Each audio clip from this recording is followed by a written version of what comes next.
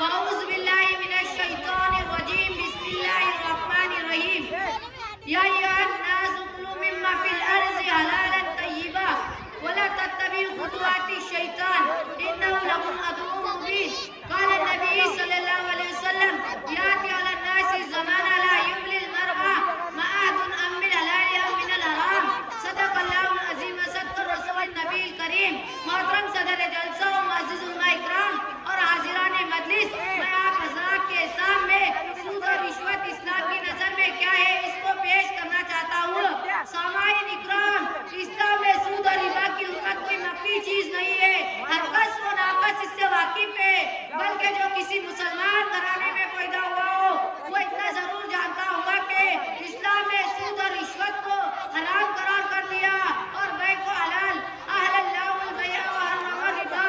بخاری شریف کی روایت ہے کہ اللہ کے رسول صلی اللہ علیہ وسلم نے ارشاد فرمایا یاتی علی الناس زمان لا یملی المرء ما احد من الحلال او من الحرام، کہ میری امت کے لوگوں پر ایسا زمانہ بھی آئے گا کہ لوگ اس بات کی بالکل پرواہ نہ کریں گے کہ مال کو حرام طریقے سے کمائے یا حلال طریقے سے.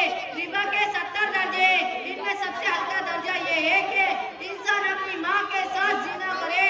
نعوذ باللہ. وعن ابن عباس رضی اللہ تعالی عنہما قال رسول اللہ صلی اللہ علیہ وسلم اذا ظہر الزنا والربا فی قریۃ احلوا بانفسہم عذاب اللہ.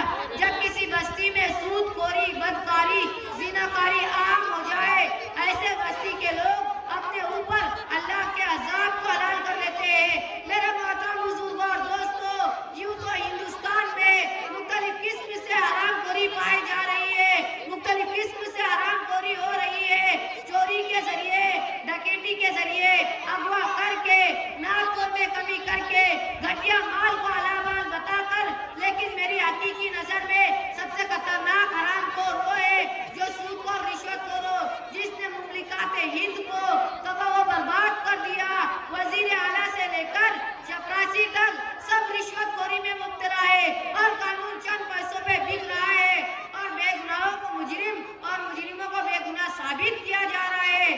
گویا کہ ہم رشوت دے کر انسانوں کو ناحق خون بہا سکتے ہیں، ان کے مستقبل سے کھیل سکتے ہیں، ان کی صلاحیتوں کو تباہ کر سکتے ہیں. رشوت دے کر آپ قانون کو پلٹ سکتے ہیں، جھوٹے گواہوں کا انتظام کر سکتے ہیں، زمین و مکانات پر ناجائز قبضہ کر سکتے ہیں، امتحان میں اعلیٰ نمبرات سے پاس ہو سکتے ہیں. رشوت کی مہربانی سے آپ اپنے تمام جرائم پر خوشنما پردہ ڈال سکتے ہیں. آج کل چلتا ہے یوں ہی کاروبار زندگی، آج کل چلتا ہے یوں ہی کاروبار زندگی. جرم کر کے پھنس گئے تو گھوس دے کے چھوٹ آئے. یعنی دنیا کا ہر کام رشوت کے بل بوتے پر انجام دیا جا سکتا ہے. لیکن اگر آپ رشوت دینے کی سخت اور آستہ نہیں رکھتے، آپ قانون کی پاسداری کرتے ہیں، آپ کو خوف خدا غالب ہے، آپ غربت و افسوس کے شکار ہیں، تو بس لیجئے قانون کی پاسداری کرتے ہوئے بھی آپ کو اپنی قیمتی زندگی جیل کے نزد کرنی پڑے گی. چند ہی دنوں پہلے یہ خبر اخبار میں شائع ہوئی تھی کہ ایک بے گناہ شخص کو آوارہ گردی کے الزام میں جیل خانے میں ڈال دیا تھا. آج اس کی ضمانت ہوئی اور جب اس کو داخل کیا گیا تھا تو وہ نوجوان تھا اور جب اس کو نکالا گیا تھا تو اس کی کمر خم ہو چکی تھی، اس کے بال سفید ہو چکے تھے. وہ اپنے ماضی پر شرمندہ اور مستقبل سے مایوس ہو چکا تھا کیونکہ اس کے پاس رشوت دینے کی سخت نہیں تھی. اس لیے اسے اپنی قیمتی زندگی 50 سال جیل کے نزد کرنی پڑی.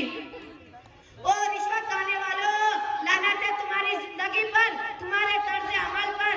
نہ جانے تم نے کتنے نوجوانوں کی نوجوانیوں کو تباہ کر دیا، نہ جانے کتنے گھروں کو اجاڑ دیا، نہ جانے کتنے ماؤں سے ان کے بیٹوں کو جدا کر دیا، نہ جانے کتنے بیویوں سے ان کے شوہر کو چھین لیا، نہ جانے کتنے بہنوں سے ان کے بھائیوں کو جدا کر دیا.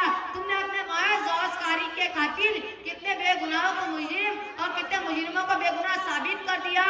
ظالموں، تم نے قانون کے ساتھ غداری کی. تم ہندوستان کے بدترین دشمن ہو، سوسائٹی کے غلط ترین مجرم ہو.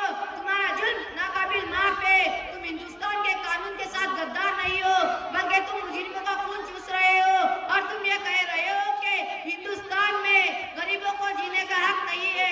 اگر جینا چاہتے ہیں تو دے کر ہمارے پیٹ کے جہنم کو بھرنا پڑے گا۔ میں رشوت خوروں سے پوچھنا چاہتا ہوں کہ جب ہندوستان میں قانون بن رہا تھا اور ڈاکٹر بابا صاحب امبیڈکر قانون لکھ رہے تھے، کیا یہی پاس ہوا تھا کہ ہندوستان میں غریبوں کو جینے کا حق نہیں ہے؟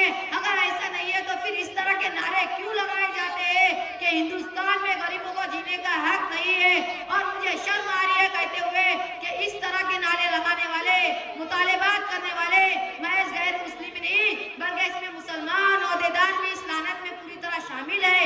میں اپنے تمام مسلمان عہدیدار، خصوصاً بزنس کرنے والے، فیکٹریاں چلانے والے سے اپیل کروں گا کہ وہ رشوت کے لین دین کو ختم کرے اور سود کو ترک کرے اور اپنے معاملات کو شرعی حدود کے دائرے میں انجام دیتے ہوئے اسلامی قوانین کی پاسداری کرے۔